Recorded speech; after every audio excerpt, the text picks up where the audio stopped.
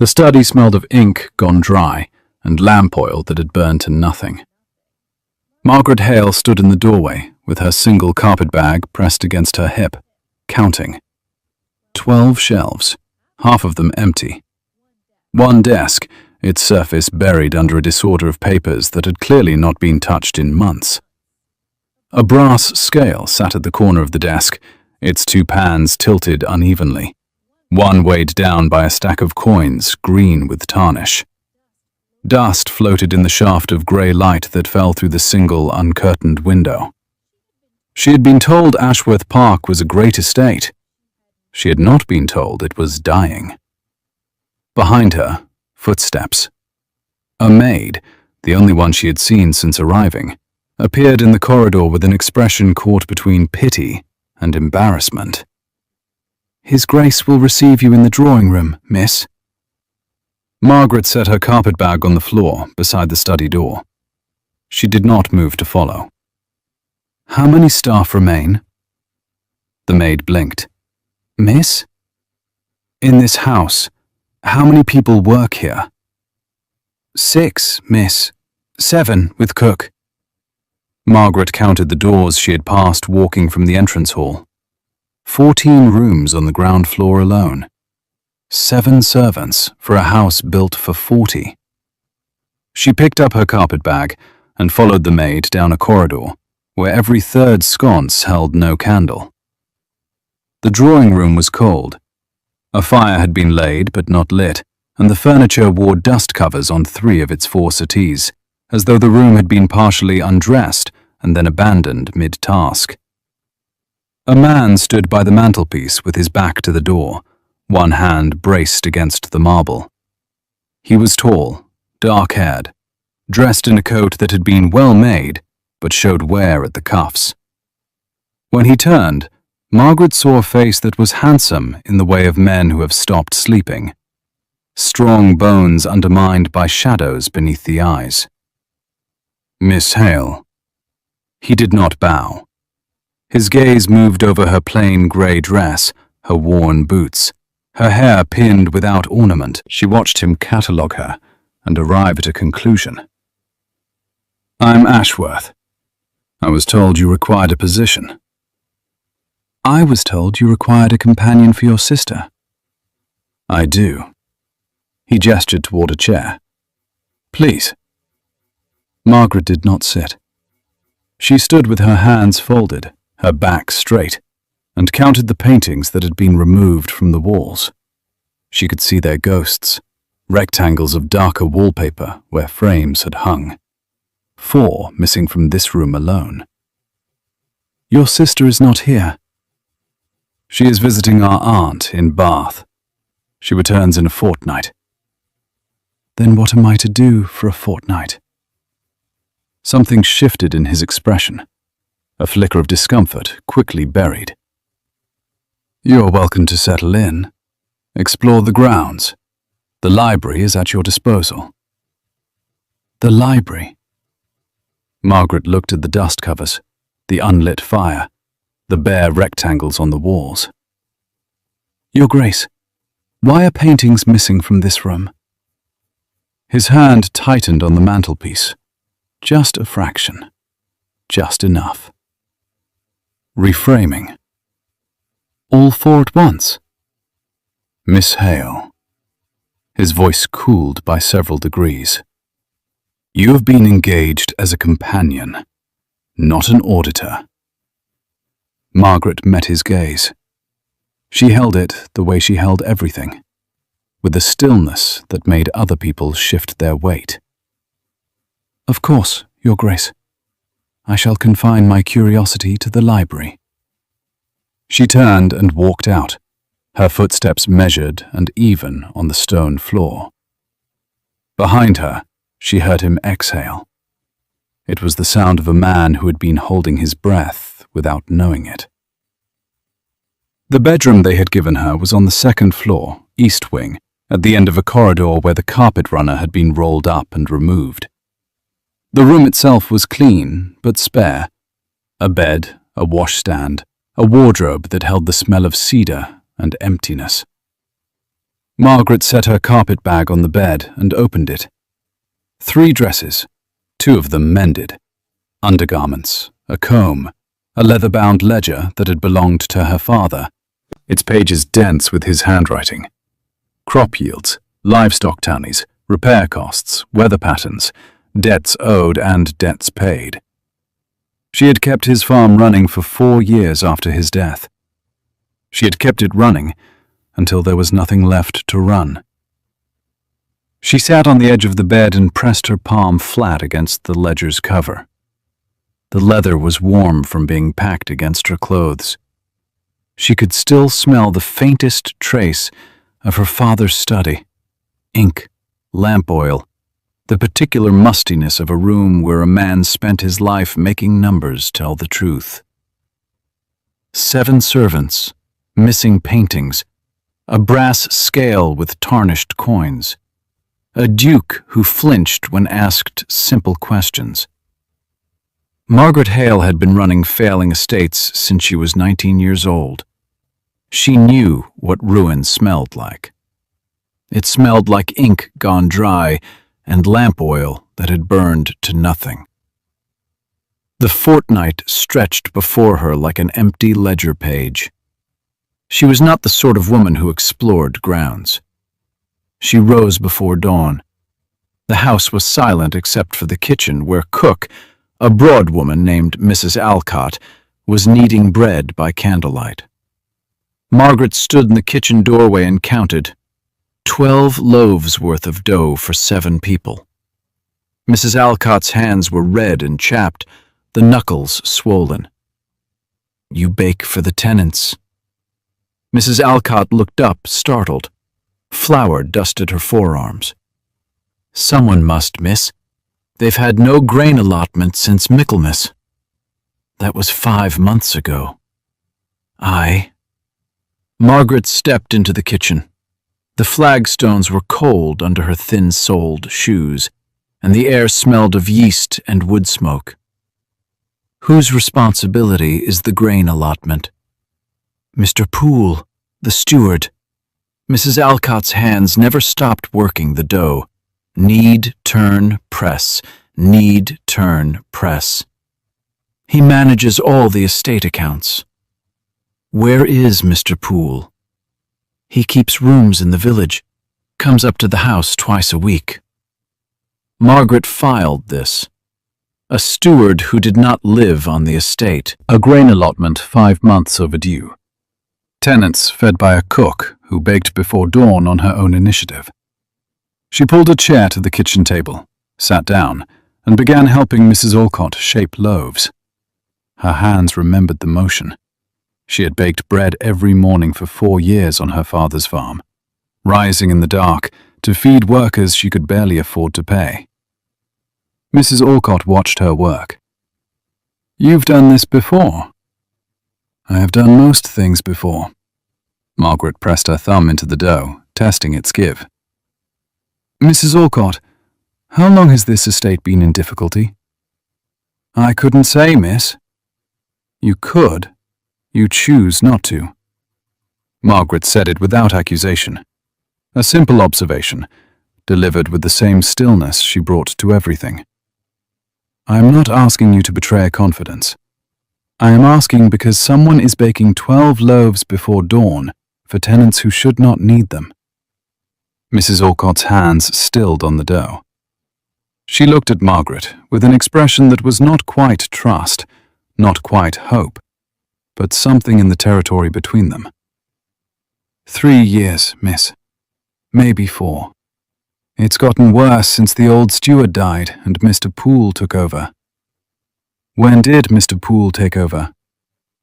2 years come June." 2 years. Margaret shaped another loaf, her fingers precise and steady. 2 years was long enough to bleed an estate dry if no one was watching the books. She found the study unlocked. The door opened with a creak that suggested it had not been oiled in months, and the smell hit her again. Dried ink, spent lamp oil, paper going yellow. Morning light fell across the desk in a pale wash, illuminating the chaos of ledgers and correspondence. Margaret stood in the doorway and counted the stacks. 7 distinct piles, none of them organized by any system she could identify. The brass scale sat where she had seen it yesterday, its uneven pans catching the light. She crossed the room. She did not touch the papers. Instead, she knelt beside the desk and examined the scale. One pan held tarnished coins. The other held nothing. She lifted a coin, turned it in her fingers. It was a guinea, but the weight was wrong. Too light by a fraction she could feel in her fingertips, the way her father had taught her to feel it when buyers came to the farm with suspect payment. "What are you doing?" Margaret did not flinch. She set the coin back in the pan and rose, turning with the controlled deliberation that was her particular gift. A movement so unhurried, it forced the other person to wait. The Duke of Ashworth stood in the corridor, his hair uncombed, his cravat untied, a cup of tea steaming in one hand. He looked as though he had been awake for hours without managing to become functional.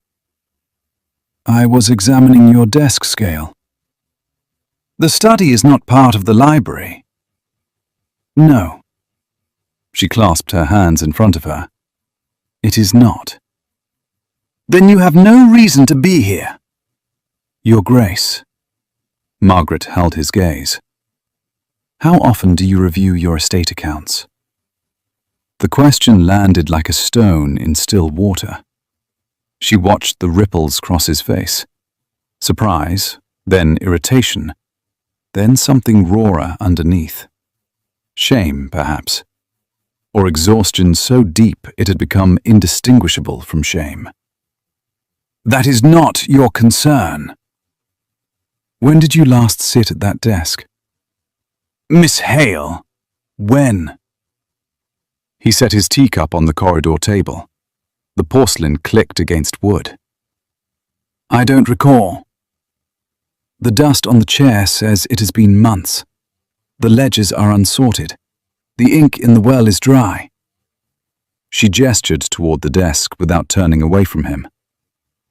"You have a steward who lives in the village and visits twice a week. You have tenants without grain allotments. You have paintings removed from your walls." She paused.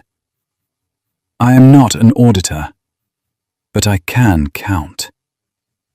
His jaw tightened. She watched the muscle work beneath the skin, the effort it cost him not to dismiss her outright. He was proud. She had known that from the moment she saw him, standing at the mantelpiece with his hand braced against it. A man holding himself upright by the architecture of his own house. "You were engaged as a companion." "Your sister is in Bath." "And when she returns?" "When she returns, I will be the most attentive companion she has ever had. Until then, I am a woman with nothing to do in a house that is falling apart, and I would very much like to see your ledgers." The silence between them was a physical thing. It filled the corridor like cold air. Margaret stood in it without shifting, without blinking, without offering him a gracious retreat. She had learned long ago that silence was a room most people could not bear to occupy. She could live in it. "You would not understand them," he said at last, but the fight had gone out of his voice. "Try me." He looked at her for a long moment. Then he walked past her into the study, set his teacup on the desk, and pulled the chair back. Dust rose in a small cloud. He sat down, opened the top ledger, and pushed it toward the empty side of the desk. Margaret pulled a second chair from the corner of the room. She sat across from him. The brass scale stood between them, its pans still uneven. She opened the ledger and began to read. The numbers were a disaster. Not the honest disaster of a bad harvest or a market collapse. Margaret knew those intimacies well. But the particular disaster of neglect, compounded by something she could not yet name. She ran her finger down a column of expenses and felt the wrongness before she could articulate it. feed costs for livestock that the estate no longer kept, maintenance charges for buildings she had walked past that morning and seen standing empty with broken windows, a monthly payment to a London supplier that appeared in every ledger for the past 18 months without a single corresponding receipt. She did not say any of this. Not yet. She turned pages. She counted. She let the silence of the study fill with the scratch of her fingernail against paper and the distant sound of Mrs. Alcott's bread pans in the kitchen below. "You see it," he said. His voice was quiet. He was watching her face with the particular attention of a man who has been drowning and has just noticed someone standing on the shore. "I see numbers that do not add up." She looked up from the ledger. "But you already knew that." "I knew something was wrong. I am not—" He stopped. His hand went to the back of his neck. "My father managed the estate. When he died, I trusted Poole." "Why?" "He came recommended. He had references." "From whom?" "My cousin, Lord Everett Ashworth." Margaret filed the name. She turned back to the ledger. "Your Grace, this column here, feed costs for 40 head of cattle. How many head do you currently keep?" He stared at the column as though it were written in a foreign language. Perhaps a dozen. I would have to ask Poole." "And this?" She pointed to a line item. "Monthly payment to Harwich and Sons, London. What do they supply?" "I don't know." "You have been paying them £23 a month for 18 months. That is £414 to a company whose services you cannot name." The colour drained from his face. It happened slowly, like tide going out, the flush of embarrassment receding to leave something pale and exposed underneath. His hands, resting on the desk, curled into loose fists. "I should have." "Yes." Margaret said it without cruelty, a fact, not a judgment. "But you didn't. And now we are here." She closed the ledger. She rested her hands flat on its cover. The leather was cool under her palms, and the smell of old ink rose from the pages like a memory.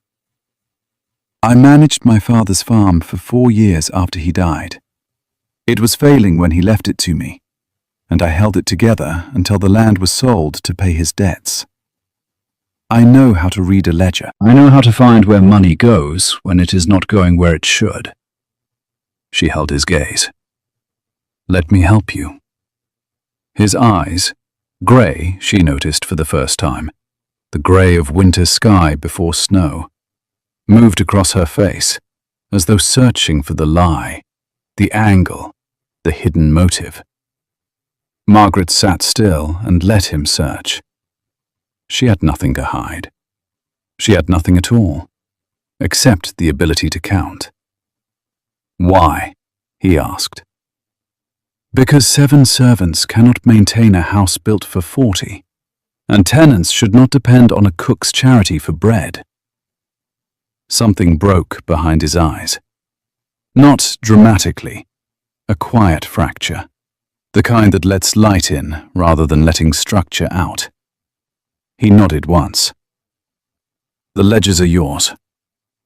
Margaret pulled the stack toward her. The brass scale trembled with the motion, its pans swinging gently, and she reached out and steadied it with one finger. When she lifted her hand, the pans hung level. 3 days passed.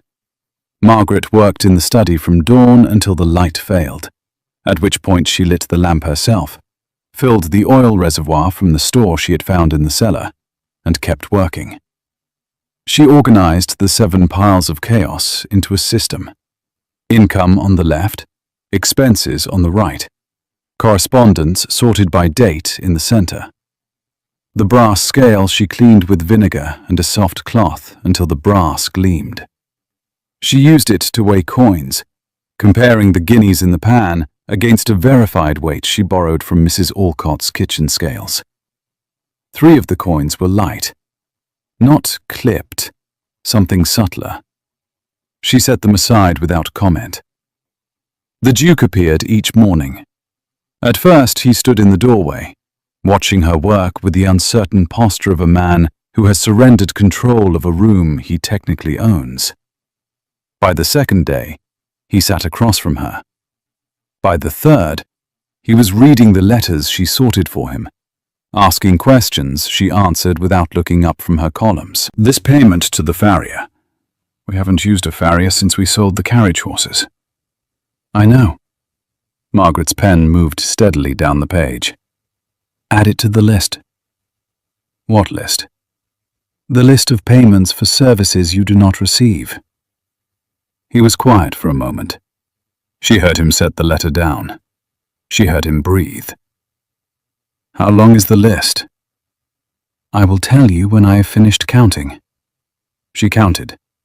She counted for 3 more days, and with each day the study transformed around her. She opened the curtains. She swept the floor herself when no maid appeared to do it.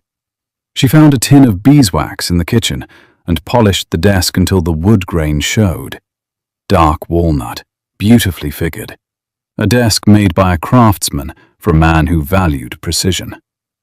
The brass scale sat in its place of honor, both pans level now, gleaming in light that fell clean through washed windows. On the evening of the 6th day, she sat across from the Duke with a single sheet of paper between them. The lamp burned steadily. She had trimmed the wick that morning, and the smell of fresh ink and warm oil filled the study like a living thing. £237 per quarter, she said. That is what your estate is paying for goods and services that do not exist. He stared at the number. His hand found the edge of the desk and gripped it. Nearly £1,000 a year. Margaret folded her hands on the paper. Your Grace, your steward is stealing from you. The word landed in the quiet room like a hammer on glass. She watched him absorb it. The shock first, then the rage rising behind it, then the shame that came rushing in to drown the rage. His jaw clenched, his eyes closed. You are certain? I am certain. Every fabricated expense routes through the same mechanism. Invoices from companies that either do not exist or have no record of supplying this estate. I wrote to 3 of them. 2 letters were returned undeliverable. The third was answered by a confused clerk who has never heard of Ashworth Park. She paused. Mr. Poole has been systematically embezzling from this estate for at least 2 years. The Duke stood. His chair scraped back against the floor, the first sudden movement she had seen him make. He walked to the window and pressed both palms flat against the glass. The cold of it must have seared his skin, but he did not pull away. I trusted him. Yes. My cousin recommended him. My own family. Margaret said nothing to that. She sat with her hands folded, watching his back, watching the rigid line of his shoulders and the way his breath fogged the glass in uneven bursts. The lamp flickered. Shadows moved across the shelves she had organized. What do I do? He turned from the window. His face was stripped bare. No composure, no pride, no ducal distance. Just a man standing in a room that a woman he had called a charity case had made habitable, asking her how to save what was left of his life. You dismiss Poole. You audit every transaction for the past 2 years. You recover what can be recovered. She stood, gathering the papers into a neat stack. And you stop selling paintings. A sound escaped him. Not quite a laugh, not quite a sob. Something in between that lived in the territory of exhaustion and relief. You noticed the paintings. I notice everything, Your Grace. It is the only skill poverty leaves you. She walked past him toward the door, and as she did, his hand moved. Not to touch her, but toward her. A gesture begun and arrested, his fingers closing on empty air. She saw it from the corner of her eye. She did not stop, but she felt it, the almost touch, like heat from a fire she had not yet decided to sit beside. Mr. Poole arrived on Tuesday. Margaret heard the front door open from the study where she sat working, and she counted his footsteps in the corridor, heavy, confident, the stride of a man who believed himself unobserved. She did not look up when he passed the open study door, but she felt him pause. She felt his gaze land on the organized shelves, the polished desk, the gleaming scale, and she felt the exact moment recognition hit him like a change in air pressure. "Who are you?" Margaret looked up. Poole was a thick man with a florid face and small eyes that moved constantly, cataloguing the room the way she had catalogued it. Except where she had been counting what was broken, he was counting what had been fixed. "Miss Hale, I am engaged as a companion to His Grace's sister." "Lady Catherine is not in residence." "No," Margaret returned to her ledger. "She is not." Poole stepped into the study. He smelled of tobacco and rain, and something else, something sweet and cloying that she would later identify as the pomade he used to slick his hair. "These are estate accounts." "Yes." "You have reorganized them." "They required reorganizing." "Miss Hale." His voice had taken on an edge. "Estate management is my responsibility. These documents are confidential." Margaret set down her pen. She folded her hands. She looked up at him with the particular stillness that made men twice her size step back. Poole did not step back, but she saw his weight shift, a fraction of an inch, a redistribution of confidence. "Mr. Poole," she said, "who is Harwich and Sons?" The silence lasted 3 heartbeats. She counted them. "A London supplier." "What do they supply?" "Various estate materials, hardware, timber." "I see. And the farrier charges appearing monthly for the past 14 months?" "We retain a farrier for tenant horses." "Which tenants?" "I would have to check my records." "Yes." Margaret picked up her pen. "I imagine you would." Poole's face had gone the particular shade of red that comes not from embarrassment, but from the sudden awareness that one is standing in a trap. He looked at the ledgers spread open on the desk. He looked at the neat columns of figures Margaret had compiled. He looked at the brass scale sitting between them, its pans perfectly level, catching the light.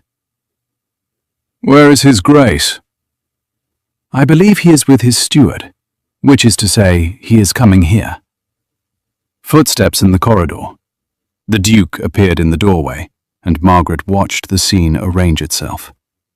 Poole turning to face his employer with a smile already assembling on his mouth, the Duke standing rigid with a sheet of paper in his hand, the study between them organized and clean and smelling of fresh ink. Every lie it had hidden, now laid bare on a polished desk. "Poole." The Duke's voice was level. "We need to discuss Harwich and Sons." Margaret excused herself. She took her own notes and walked to the kitchen, where she sat at Mrs. Orcott's table and listened to the raised voices echoing down the corridor.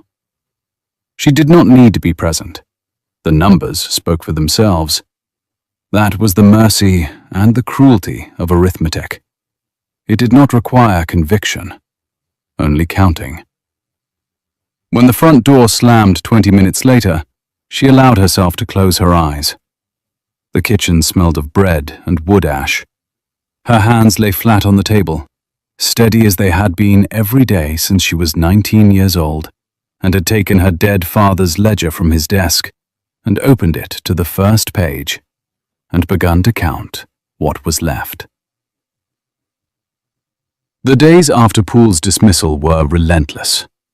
Margaret and the Duke sat across from each other in the study from morning to night, untangling 2 years of falsified accounts. She taught him to read his own ledgers, not as a duke examining reports, but as a farmer's daughter examining survival. Run your finger down the column. Stop when the number feels wrong. Check it against the source. Check the source against reality. Feel wrong? He looked up from a page of grain tallies, a smudge of ink on his thumb. Numbers don't feel like anything. They do if you are the one who will go hungry when they lie. Margaret leaned across the desk and pointed. Here. This figure says you purchased 40 bushels of seed grain in October. Did 40 bushels arrive?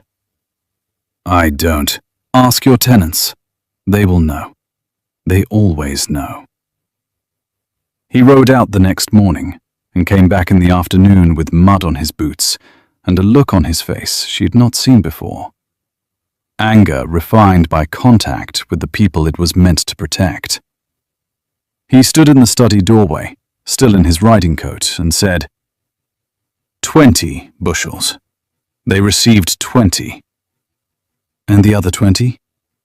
Sold. Poole sold the surplus to a dealer in Weybridge. He pulled off his gloves, finger by finger, and dropped them on the desk beside the scale. Mrs. Alcott's bread. That's why she bakes 12 loaves. Yes. He sat down heavily.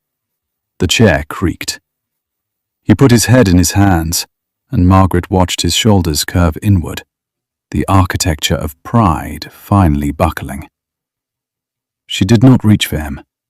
She did not offer comfort. She picked up her pen, dipped it in ink that was fresh because she had mixed it that morning, and continued writing. After a while, he lifted his head. His eyes were red-rimmed but dry. You are very calm about all of this. I have done this before. Your father's farm. My father's farm was smaller. The betrayal was the same size. She met his eyes. A man my father trusted sold our best livestock and pocketed the difference. I found it in the books after my father died. By then the damage was too deep to repair. How old were you? 19. And you managed it alone? I will not pretend that was noble, Your Grace. It was necessary. There was no one else. She set down her pen. The nib clicked against the inkwell. Necessity is not nobility, it is just necessity. He was looking at her the way she had seen men look at locked doors, with the dawning understanding that what was behind them was worth the effort of finding the key. It made something warm and dangerous stir in the space behind her sternum. She ignored it. Margaret. It was the first time he had used her name. The sound of it in his voice, lower than his usual register, rougher, settled against her skin like a hand she had not invited. Your Grace. Edward. Your Grace. She picked up her pen. The Weybridge accounts, if you please. She saw the corner of his mouth move. Not a smile, the ghost of one, haunting the face of a man who had forgotten how. He opened the next ledger, and they worked in a silence that had lost its cold edges and become something else.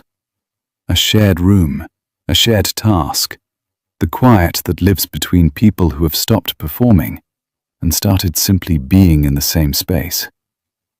The lamp burned between them. The brass scale caught its light. Margaret counted the hours by the oil level dropping in the reservoir, and when the flame began to gutter, it was Edward who rose to refill it, his hand brushing hers as he reached across the desk. Neither of them pulled away. Neither of them acknowledged it. But the lamp burned brighter after, as though the oil he had poured in carried some warmth his fingers had left on the brass. Lady Catherine arrived on a Thursday, announced by the clatter of a carriage and a voice that carried through the entrance hall with the penetrating clarity of a woman who had never been ignored in her life. "Edward! The road from Bath is an absolute ruin, and I demand tea before I speak to anyone about anything." Margaret was in the study, transcribing figures. She closed the ledger, capped the ink, and smoothed her dress. The blue one, the only one without visible mending, reserved for occasions when first impressions mattered. She counted her breaths. 3 in, 3 out. She stood. Catherine was small, dark-haired like her brother, and possessed of the kind of energy that made rooms feel too confined. She stood in the drawing room, which now had its dust covers removed, its fire lit, its surviving paintings straightened, pulling off her gloves while the maid struggled with her trunk. "You must be Miss Hale." Catherine's gaze was sharp and assessing. "My brother wrote to me about you." "Did he?" "He said you were reorganizing his life." "I am reorganizing his ledgers. His life is his own concern." Catherine laughed, a bright, startled sound. "Oh, I am going to like you." She dropped her gloves on the settee. "He also said you discovered that odious Mr. Poole was a thief. Is that true?" "Mr. Poole's accounts contain significant irregularities." "That is a very polite way of saying he was robbing us blind." Catherine sat down without being invited to, the way people do in houses they consider theirs. "Miss Hale, you should know that my cousin Everett recommended Poole. And my cousin Everett has been waiting for this estate to fail for as long as I can remember." Margaret felt the information enter her bloodstream like cold water. She sat down across from Catherine with careful precision. "Why would your cousin want the estate to fail?" "Because if Edward cannot maintain it, the entail reverts, and Everett is next in the line of succession." Catherine poured herself tea from a pot that had gone cold, drank it without complaint, and fixed Margaret with a look. "You look like someone who has just been given a piece of a puzzle she was already solving." "I look like someone who is listening." "Yes, you do that unnervingly well." Margaret allowed herself the fraction of a smile. "Lady Catherine, how much do you know about your cousin's finances?" "I know he has debts. I know he frequents gaming establishments my brother would never enter. And I know he visited this estate 3 times in the past year, always meeting with Poole, always when Edward was away." Catherine set down her cold tea.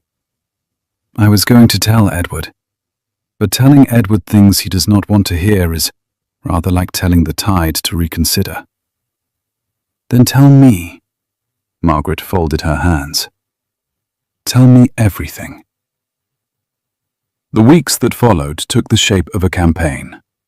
Margaret and Edward worked in the study each morning, tallying recoverable losses, writing to creditors, negotiating extensions on debts that Poole's theft had made urgent.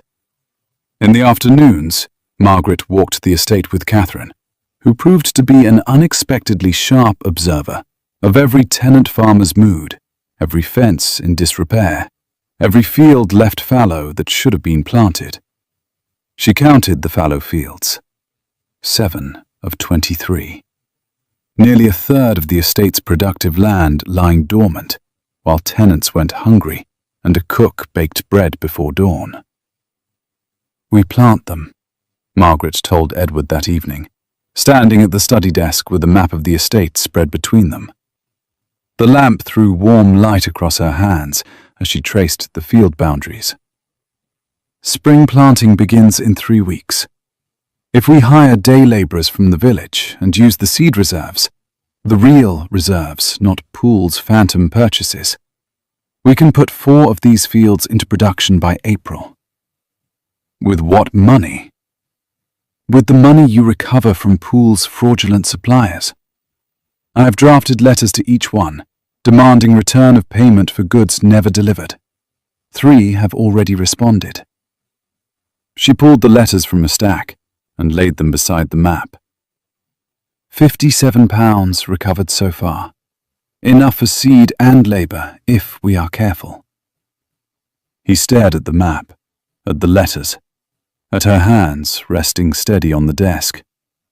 The brass scale sat between them as it always did, its pans level, its surface gleaming. "You have been here 3 weeks," he said. 3 weeks, and you have done more than I managed in 2 years. You are managing grief. That is a different kind of accounting.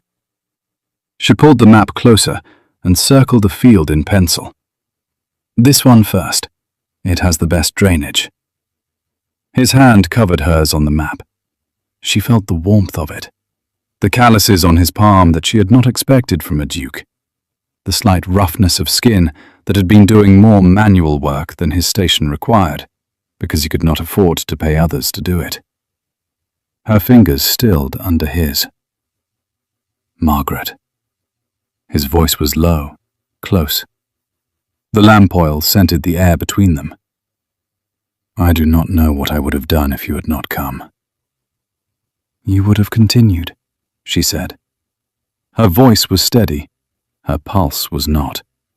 She could feel it in her throat, in her wrists, in the hand trapped beneath his. "You would have continued because that is what people do when there is no alternative. It is not admirable. It is simply what there is." "That is the least romantic thing anyone has ever said to me." "I am not a romantic, Your Grace." "Edward." She looked up at him. The lamplight caught the grey of his eyes and turned it silver. His face was closer than she had calculated, close enough that she could see the precise moment his gaze dropped to her mouth and returned. Close enough that the smell of him, wool, soap, the faintest trace of the horse he had ridden that morning, mingled with the lamp oil and ink that had become the study's signature. "Edward," she said. It was the first time, and the sound of it changed the temperature of the room. He leaned toward her. She did not lean back, but she placed her free hand on his chest, not pushing, not pulling, measuring. The beat of his heart against her palm was quick and strong. "Not yet," she said. He stopped. He breathed. His hand tightened on hers and then released. "Not yet," he repeated. "There is a great deal of work to do." She withdrew her hand from his chest. She picked up the pencil. "This field. Best drainage. We start tomorrow." He smiled. It was the first real smile she had seen from him. Not the ghost, not the attempt, but the thing itself, breaking across his face like light through a cleaned window. She looked away before it could settle into her permanently. She circled another field on the map and began to count the acres. Lord Everett Ashworth arrived without invitation on a morning when the study windows were open to an April breeze and the smell of turned earth carried in from the fields Margaret had ordered planted. She was at the desk reviewing the week's planting costs when she heard hoofbeats on the gravel drive. Not the familiar rhythm of Edward's horse, but something faster, harder, the cadence of a man who rides to claim rather than to arrive.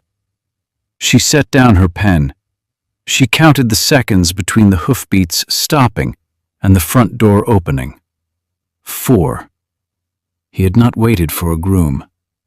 The voice that carried down the corridor was smooth, educated, and carried the particular warmth of a man who practices warmth the way other men practice fencing, technically, strategically, and with intent to wound.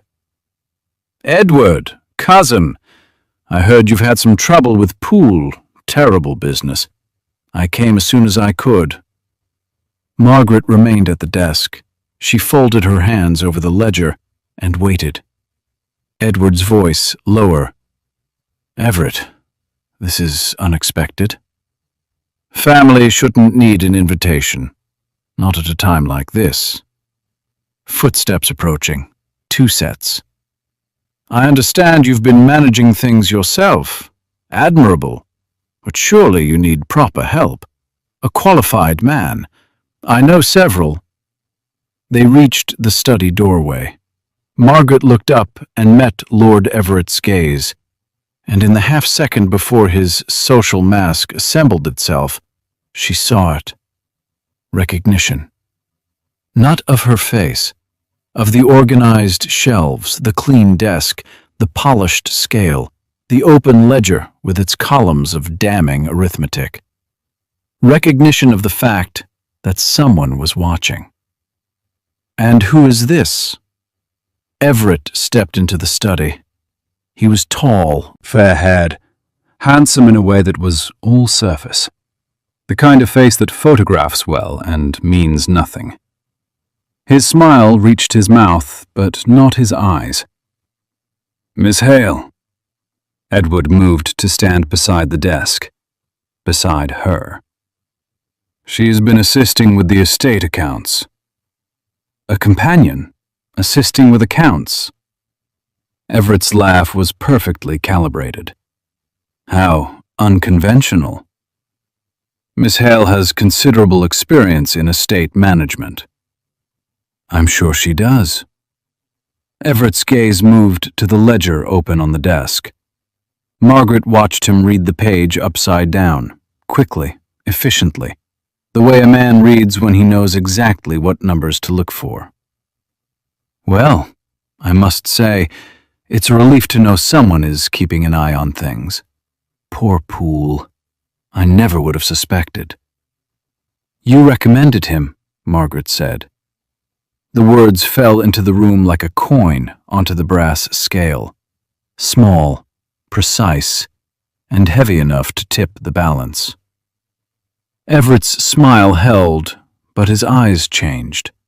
Something behind them went flat and cold, the way water goes flat before it freezes. "I recommended a man with excellent references. One can hardly be blamed for another's moral failings." "No," Margaret agreed. "One can hardly be blamed. Unless, of course, one benefits from them." The silence that followed was the loudest thing in the room. Edward stood very still beside her.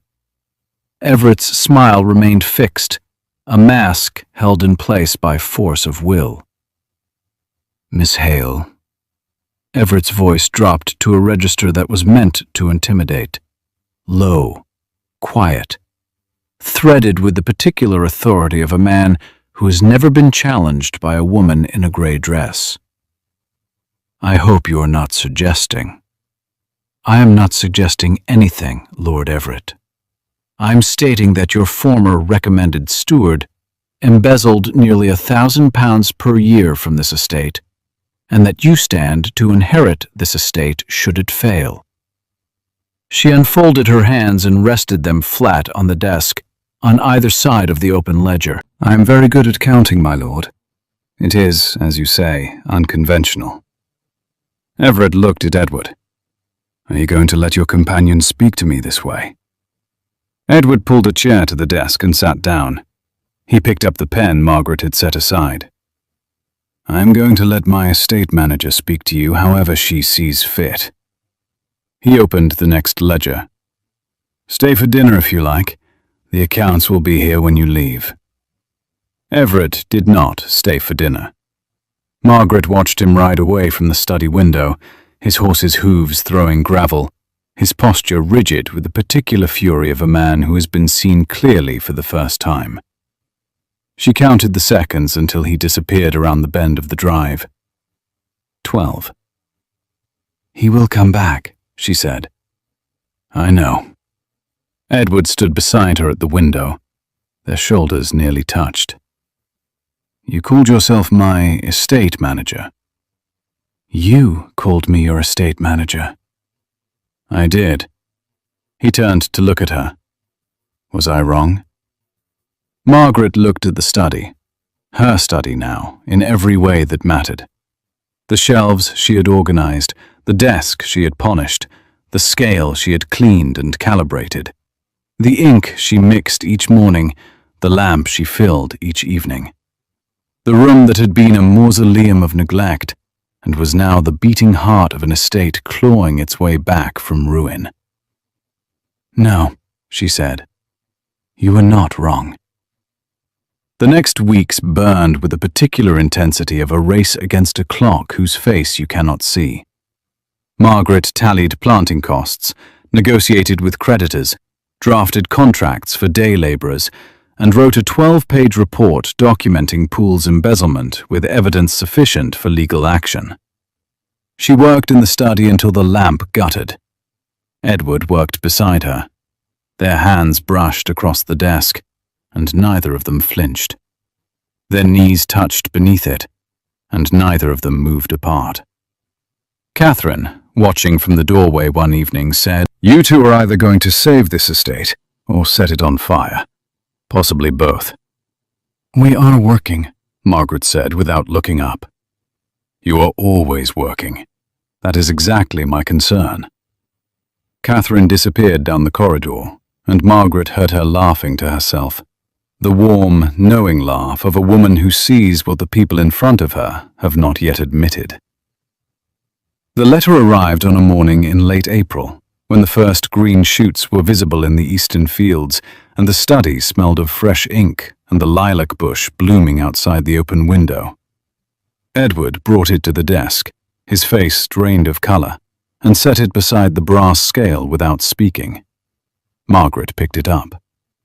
She read it once, quickly, and then again slowly, the way she read ledgers, letting the wrongness surface. Lord Everett Ashworth had filed a petition with the Court of Chancery, claiming financial mismanagement of the Ashworth estate and requesting appointment of a court-designated trustee. The petition cited the estate's debts, the dismissal of the steward, and, Margaret's hand tightened on the paper, the irregular influence of an unqualified woman over estate affairs. The court date was set for 3 weeks hence. If the petition succeeded, Edward would lose control of his own estate. Everett, as next in line, would be appointed trustee. "He is not trying to inherit a bankrupt estate," Margaret said slowly. "He is trying to inherit a recovered one." Edward stared at her. "Think about it."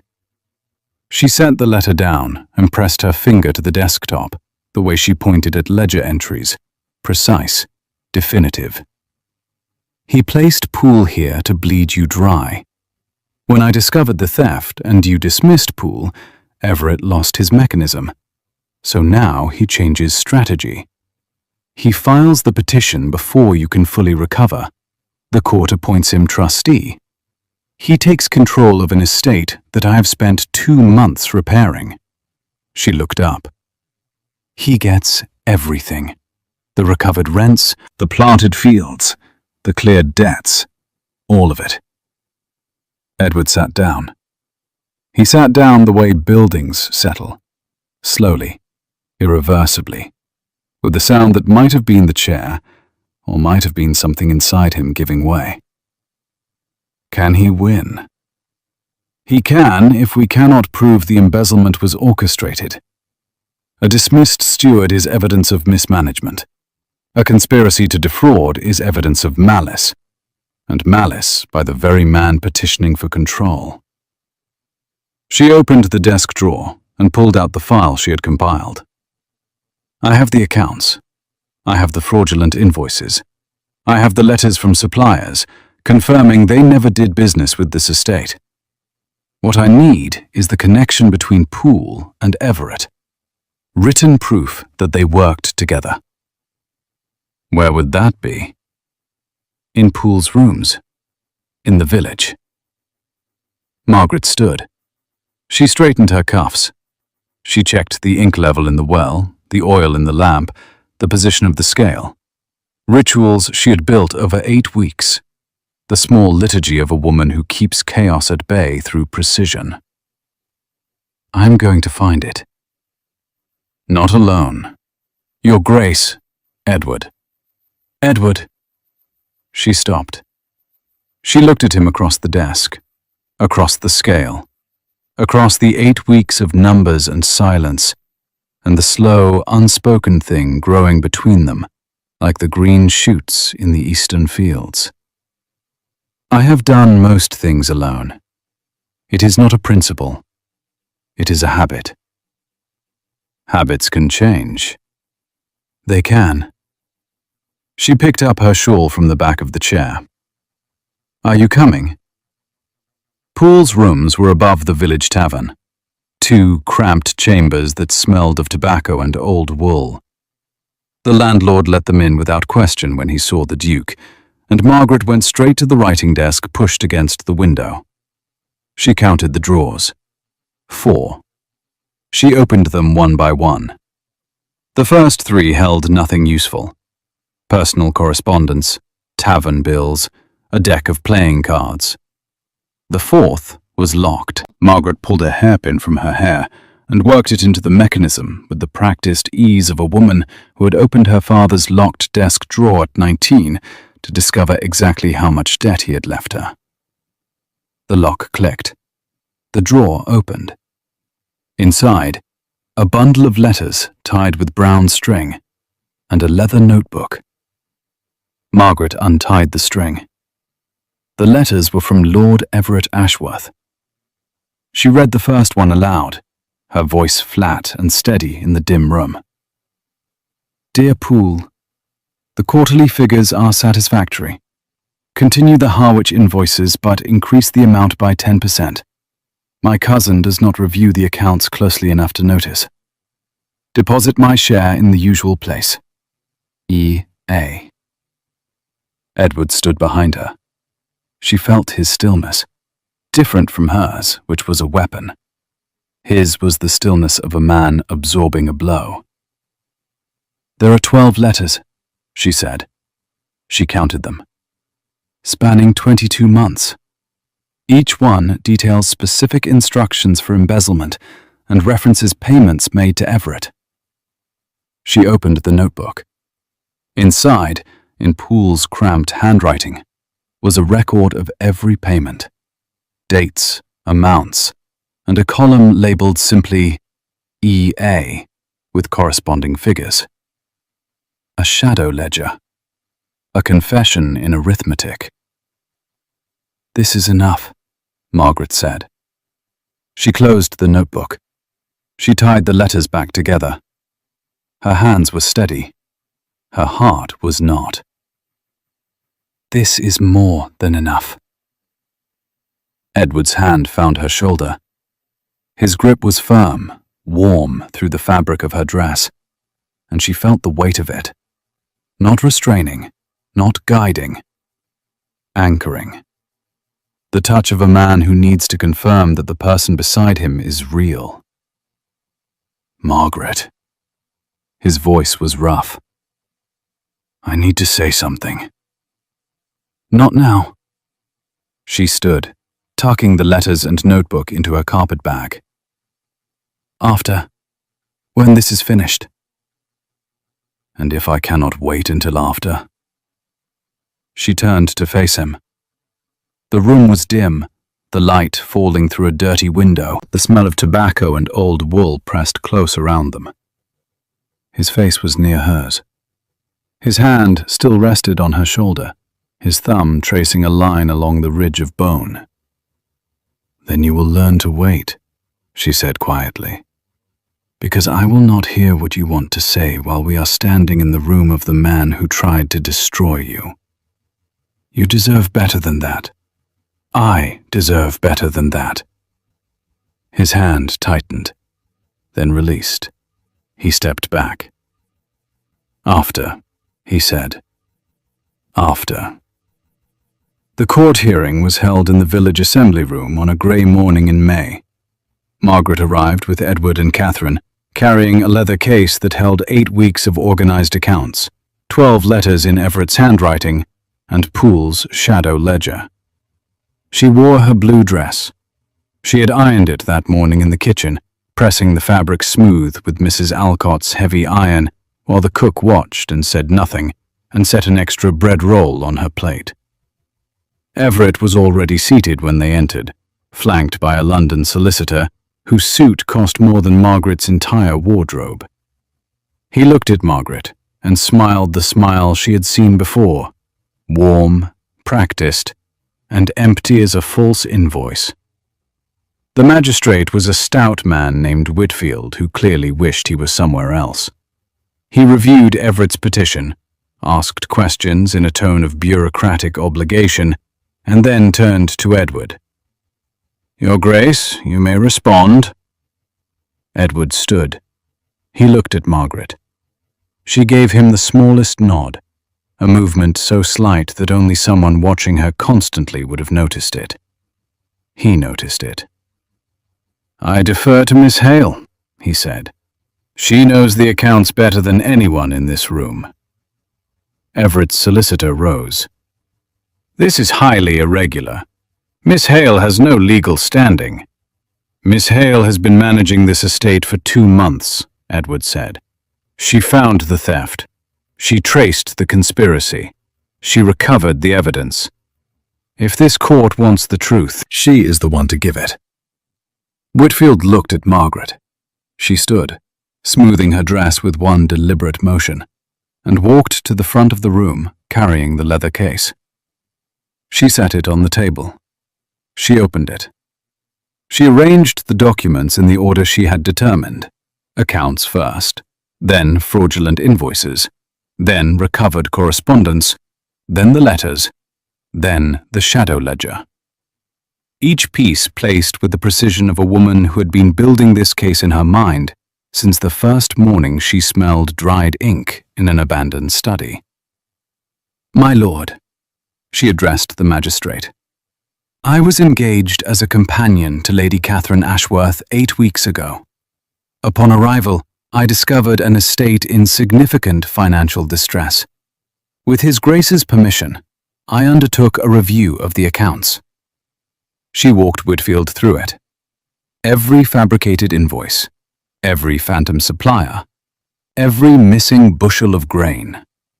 She laid Poole's shadow ledger open on the table and pointed to the column marked E.A. "These are payments made to Lord Everett Ashworth," she said, "corresponding to every fraudulent transaction over a period of 22 months. She placed the letters beside the ledger. "These are Lord Everett's written instructions to Mr. Poole, directing the embezzlement in specific detail." The room had gone silent. Everett's solicitor was leafing through the letters with an expression of dawning horror. Everett himself sat rigid, the color draining from his face in the slow, terrible way Margaret had seen once before, on the face of the man who had stolen from her father. "The petitioner," Margaret said, "is not seeking to protect this estate from mismanagement. He is seeking to acquire an estate that his own criminal conspiracy failed to destroy." She closed the leather case. She folded her hands. She stood in the stillness she had cultivated since she was 19 years old. The stillness that said, "I have counted everything. I have missed nothing. I will not move until you have heard what the numbers say." Whitfield dismissed the petition in 11 minutes. He referred Lord Everett's conduct to the Crown Prosecutor. Everett left the room without looking at anyone, his solicitor trailing behind like a man walking away from an explosion. In the corridor outside, Edward caught Margaret's hand. She let him hold it. His fingers laced through hers, firm, warm, slightly ink-stained from the morning's work, because even on the day of the hearing, he had been in the study at dawn, reviewing the figures she had organized, making sure he understood every number she would present. Margaret. Not yet. But she was smiling. She felt it on her own face, like a foreign language she was only now remembering how to speak. Almost, but not yet. Catherine, walking 3 steps behind them, said nothing. But Margaret heard her exhale. A long, satisfied breath. The sound of a woman watching 2 people arrive at the conclusion she had seen coming for weeks. The study was warm when they returned. Someone, Mrs. Alcott, Margaret suspected, had lit the fire and left a tray of bread and cheese on the sideboard. The lamp was already burning, its flame steady, and the smell of ink and warm oil wrapped around Margaret like an embrace she had not known she was waiting for. She set the leather case on the desk beside the brass scale. She ran her finger along the scale's arm, smooth, warm from the firelight, balanced. She had cleaned it with vinegar her first week here. She had calibrated it against Mrs. Alcott's kitchen weights. She had placed it at the center of the desk because it reminded her that fairness was not a feeling, but a measurement, and measurements could be learned. Margaret. Edward stood in the doorway. The firelight caught the planes of his face, the grey of his eyes, the way his hand rested against the doorframe, not bracing himself. Not this time. Steadying himself, the way a man steadies himself before saying something he cannot take back. You once told me that necessity is not nobility. He stepped into the study. You were wrong. I am rarely wrong. You are wrong about this. He crossed the room. He stopped in front of her, close enough that she could smell the wool of his coat and the soap on his skin, and the faintest trace of ink on his fingers. You came to this house with a single carpet bag and saved everything in it. Not because anyone asked you to, not because anyone expected it, because you walked into a room and saw that the numbers were wrong, and you could not leave them wrong. That is necessity. That is who you are. His hand rose and touched her face, his thumb against her cheekbone, his fingers curving along her jaw. I am in love with who you are, not the version of you that saved my estate, not the version that demolished my cousin in a courtroom, the version that sits at that desk every morning before dawn and mixes the ink and fills the lamp and cleans the scale, because you believe that precision is a form of care. Margaret's breath caught. She felt it, the hitch in her chest, the heat behind her eyes, the way her body betrayed the stillness she had worn like armor for 9 years. Her hand came up and covered his where it rested against her face. I will not pretend this is simple, she said. Her voice was steady. It cost her everything to make it steady. I will not pretend that I am not afraid. I will not pretend that loving you does not feel like standing on a ledge I have spent my entire life building walls against. I know. But I will not pretend I don't. She turned her face into his palm. She felt the calluses against her lips. I love you, Edward. I have loved you since you sat down at that desk and let me show you what the numbers meant.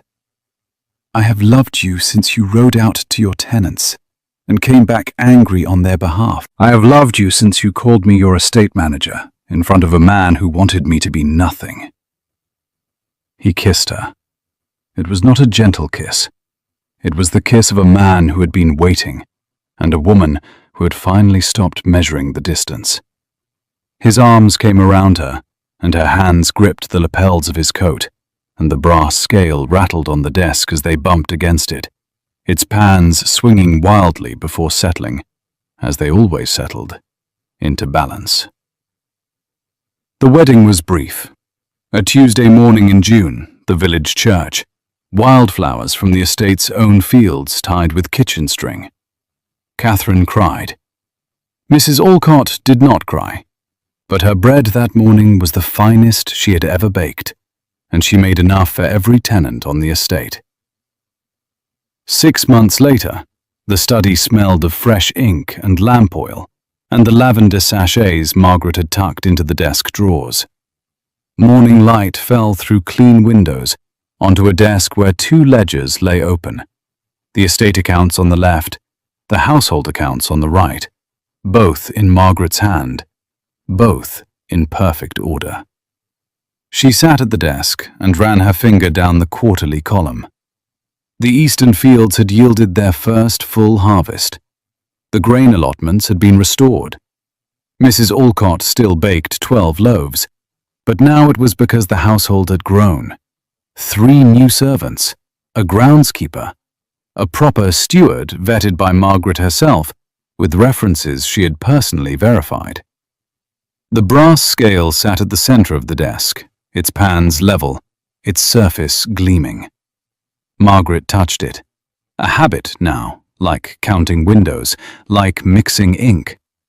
A small ritual that meant the world is measured, and the measurement is fair.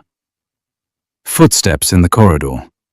Edward appeared in the doorway carrying 2 cups of tea, one of which he set on her side of the desk with the careful precision of a man who has learned that the placement of objects matters to the woman he married. "The south tenant's roof repairs are complete," he said, sitting across from her in the chair that had been his since the second day. "And the new drainage in the western fields is holding." "I know. I have the costs here." She turned the ledger toward him and pointed with her pen. "Under budget by £14. "Under budget." He shook his head. "I did not know that was possible." "Most things are possible when someone is counting." He reached across the desk and covered her hand with his, the same gesture in the same place that had happened months ago over a map of fallow fields. But the quality of it had changed. Then it had been a question. Now it was a sentence. Declarative, certain, daily. Margaret turned her hand beneath his and interlaced their fingers. The ink on her thumb smudged against his skin. Through the open window, she could smell turned earth and cut grass, and the faint sweetness of the kitchen garden Mrs. Alcott had planted along the south wall. The study was warm. The lamp stood ready on the desk, though it was not yet needed. The morning light was strong enough. She counted the sounds of the house. Catherine playing pianoforte in the drawing room, 3 notes of a scale before laughing at her own mistake. Mrs. Alcott's voice in the kitchen, directing the new kitchen maid. The crunch of gravel as the groundskeeper crossed the drive. A house full of life that had been 8 months ago, a house full of dust and silence and ink gone dry. Margaret squeezed Edward's hand once, firmly, the way you squeeze something to confirm it is real. Then she released it, picked up her pen, and returned to the numbers. The numbers were good. For the first time in years, the numbers were good. And Margaret Ashworth, counted them with the same steady hand that had counted everything else. The cost of ruin, the price of recovery, and the precise, measurable weight of a life that had finally come into balance. If you have ever been the person in the room that no one expected anything from, and then you opened your mouth, or opened a ledger, or simply did the work no one else could do, then you know exactly what Margaret felt the first time she sat at that desk. The quiet power of being underestimated, and choosing not to correct anyone until the numbers spoke for themselves. Tell me in the comments, what is the skill you carry that people do not see until you show them? If this is your this every week, I will see you in the next one.